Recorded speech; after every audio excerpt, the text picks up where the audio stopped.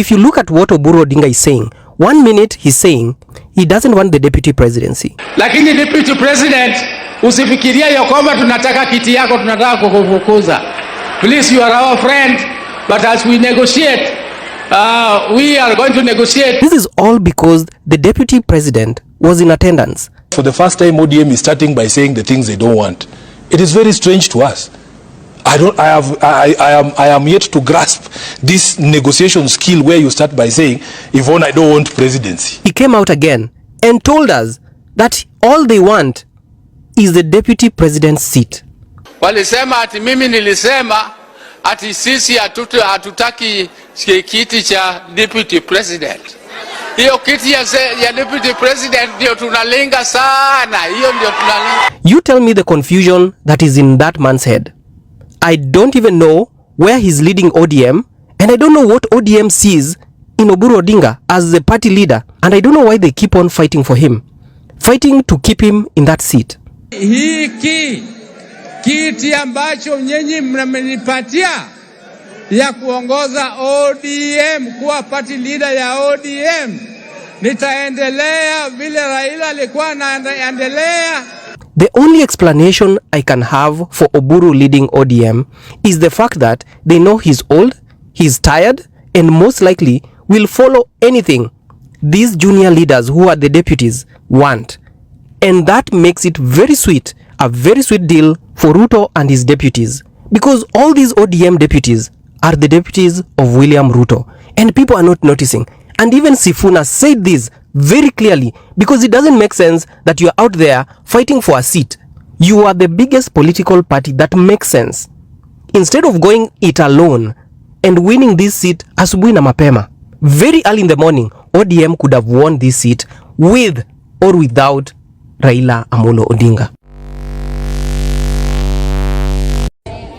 Tulikubali na tumekubali progress, kwa sababu lazima tuunganishe Kenya yote. Lakini kiti cha deputy president, it is non-negotiable. Hata Ngo hawezi kapata hiyo kiti. Wakisema ati sio Kidure, Abraham, Kindiki, sisi Mount Kenya na sisi tutoke progress. Na sisi tutoke progress. Ule ambaye ameshikilia Mount Kenya kwa serikali ya Kenya kwanza, pale juu tunapenda Rais William Samoei Ruto. Lakini namba 2 ni Kidure Kindiki, na tunamuita Vayazi Namasi. Kwa hivyo anybody ambaye anamezea kiti cha deputy president mate hawezi pata hata hawezi pata hata hiyo kiti. Hiyo tunasema a no, and it is a big no. Kidure Kindiki is the deputy president of Kenya now and even in the future. Kwa wakati huu hatuna power. Sifuna ameenda na power. Hatuwezi kaa bila power. Tunahitaji power.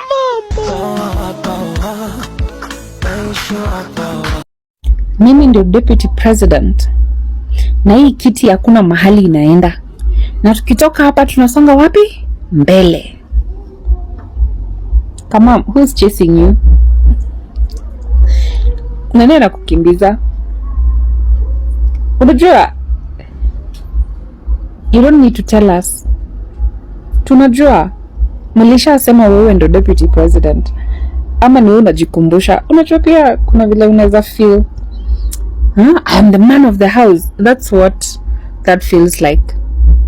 Una feel ni kama authority is slipping away from your hands. Alafu sasa una certain ni mimi, mimi ndio kusema. We know. Ama huamini hivyo? Don't you trust that you're the deputy president? Ama mbona unajishuku? You don't need to keep reminding us. We know. Lakini by the way, mimi kama Mkikuyu, in the spirit of being tribeless, peaneni hiyo kiti kule mnataka. Tafuteni mjikenda fulani na huko, ama mwipeane Western ama coastal region or somewhere. Si lazima ikae Mount Kenya. Peaneni kule mnataka. After all, having a Mount Kenya deputy president does not help me personally. Does it help you? Now that they want the DP seat so bad, yeah, they want it by force, by the way. Iyo kiti ndo analenga sana. I can't wait to hear what the president has to say about it. Now that their map is not working anymore. Now that their map has refused to say go left, go right anymore. Sini juzi tu Kafata Kanini alikuwa anasema they have to pass through Singapore to go to Canaan. And all of a sudden now they don't know if it is 2 term or 1 term. It is not Junet telling Salah not to print those t-shirts with Ruto's face again. It is boiling very nice. Politics is it is boiling very nice. Anyway, sisi ndio Sifuna. I have a message for Professor Kindiki, the Deputy President of the Republic of Kenya. And I'm just looking straight at him through this camera. Mimi ndio Deputy President wa Kenya. Who cares? At this particular juncture, who really cares? I'm speaking to you because you are Professor Abraham Kindiki. You are the Deputy President of the Republic of Kenya. You are the one who's currently in charge of coordinating this disaster response. There is a national emergency, insufficient food for many people in many counties. 3,300,000 people are staring at starvation. This number is going to rise, not likely, it is going to rise because the Kenya Met Department has told us that the long rains are going to fail or perform below expectation. So this number is going to rise. And Professor Kindiki, this is your job on a daily basis. What we've seen you doing recently is accompanying the president during the launch of Nyota and taking pot shots at this person that you call an idler, who is a thief of relief food. But instead of you focusing on the job that you have at hand right now to address an emergency, that's what you've been doing.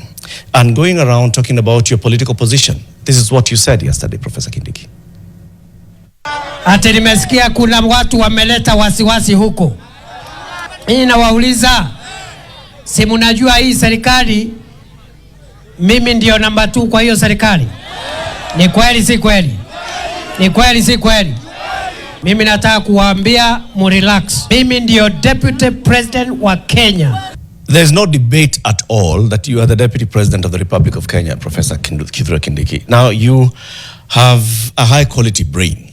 You're a professor. You have studied law to the point of PhD in international law. So therefore, we don't even doubt your mental capacity to actually address matters. Here's the thing though. You are completely underutilizing that high capacity brain, Professor Kindiki, when this is what you're focusing on whether you're the Deputy President of the Republic of Kenya, when 3,300,000 Kenyans are staring at hunger. This photo of this woman sitting here in Turkana. Imagine if this woman saw her Deputy President coming to tell her, you're not going to die. Imagine if these are the people that we've seen here in Marsabit, in Isiolo, in whatever, are actually seeing their Deputy President coming to tell them, this is what we are doing to address your livestock so that they don't die. So we can off-take the livestock. That your children can go to school and they'll find food in school. If their Deputy President was addressing them, can you imagine how much more impact it would have?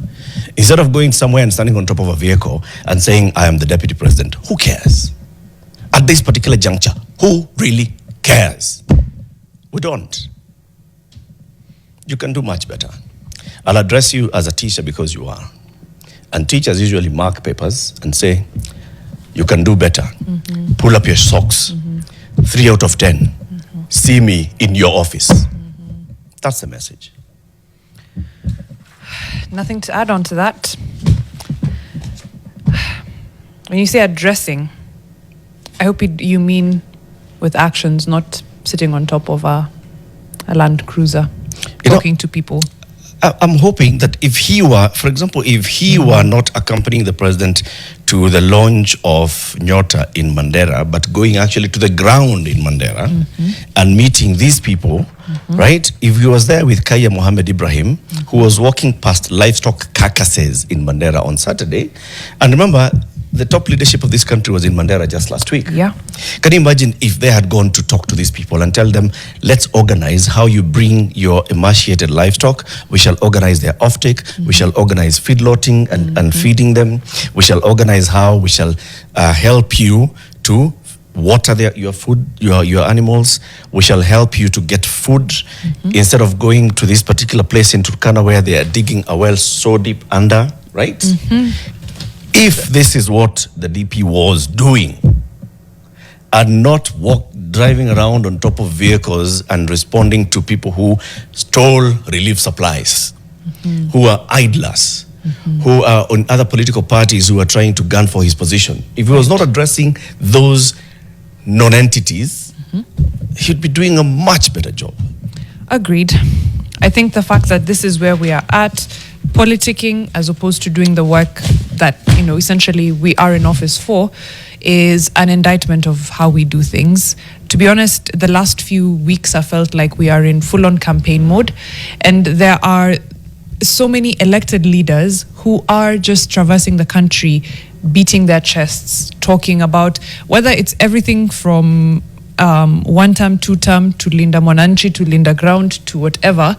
Again, these are elected leaders who we have given this mandate. In the case of Professor Kindiki, not elected as deputy president, still you found your way there. It is a mandate that you have.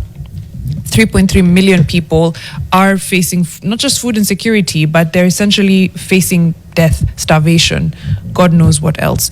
The fact that on the other side, we see a glut in tomato supply, in other food supplies. Farmers are unable to sell. They're unable to dispose of what they have, meaning they're feeding it to livestock. Livestock wakishiba wanatupa.